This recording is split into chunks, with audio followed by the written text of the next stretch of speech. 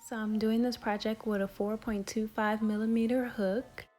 We're just gonna start off with a slip knot. And then I'm gonna begin chaining 16. I'm just making sure I have 16 chains. To start off, I'm gonna single crochet in the second chain from the hook and then continue single crocheting all the way down.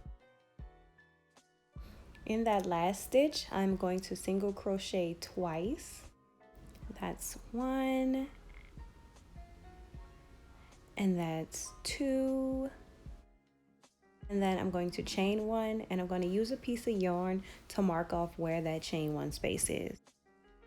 And so after that chain 1 space, I'm going to single crochet 2 more times into that same in that same chain.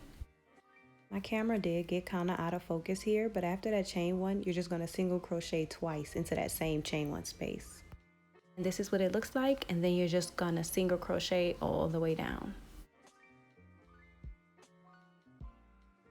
This is what it should look like after you reach the end of your first row. After that last single crochet, you're just going to chain 1 and flip your work around, and then single crochet all the way down. Once you reach your marker, which is the pink yarn, you're going to single crochet once in that chain 1 space. Then you're going to chain 1, use the pink marker to mark off your chain 1 space, and then single crochet 1 more time in that chain 1 space.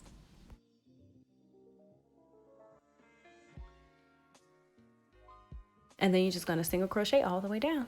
Ending off my second row. Okay, so this is how it should look after 2 rows.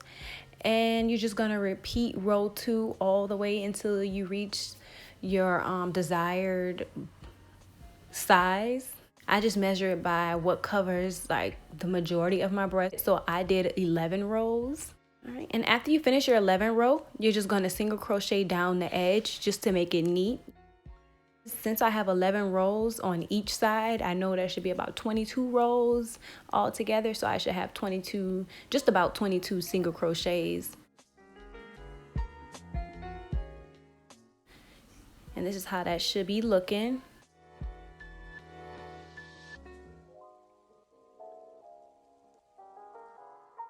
Once I reach that last single crochet, I'm going to tie off my work and then cut it.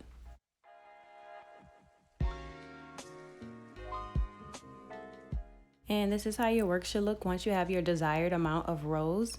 So now to connect my 2 sides, I'm going to single crochet them together, starting in the 4th stitch away from the center, going to the 4th stitch away from the center on the other side. And you want to connect your 2 sides with the right sides facing each other.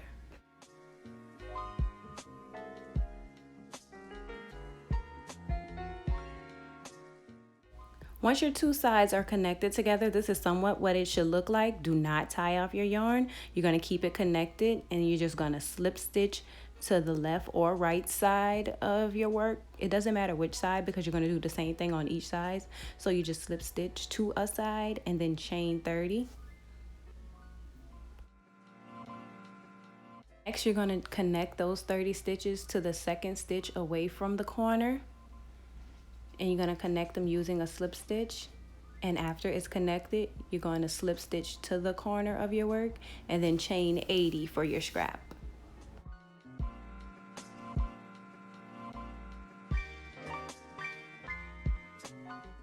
And this is what that should be looking like. The next step is totally optional. I'm going to slip stitch down my chain just to make my scrap thicker because I do have larger breasts, so I would need that extra support. Again, this is a totally optional step. You don't have to if you don't mind your scraps being thin or if you have smaller breasts. And if you chose to do this step, you're going to slip stitch all the way down back to that chain 30, which is going to take you back to the center of your top.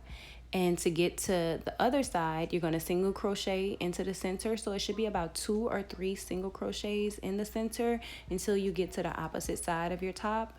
and you're just going to do the same thing you did on the other side. You're going to chain 30, connect it to the second stitch away from the corner, slip stitch to the corner, and then chain 80.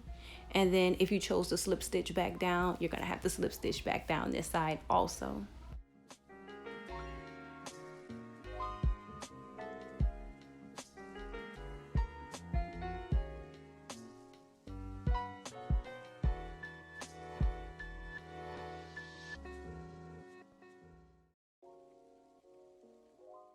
This is how that should be looking. Next, you're gonna add your side scraps, and you're just gonna connect your yarn to the bottom half of your top using a slip knot, and then a slip stitch to connect it, and you're gonna chain 80 once again. You're gonna slip stitch back down, and if you're slip stitching down, you can go ahead and single crochet all the way across the top. This is just so you won't have to tie off the top to start on the other side. So you're gonna single crochet all the way across, and then once you reach that last stitch on the opposite side of your top, you're gonna chain 80 again. And this is how your top should be looking before you clean it up and weave in those little strings. So thank you guys for watching. If you have any comments or any suggestions or things you want to see more of on my channel, just leave that in the comments section. Don't forget to like and subscribe also.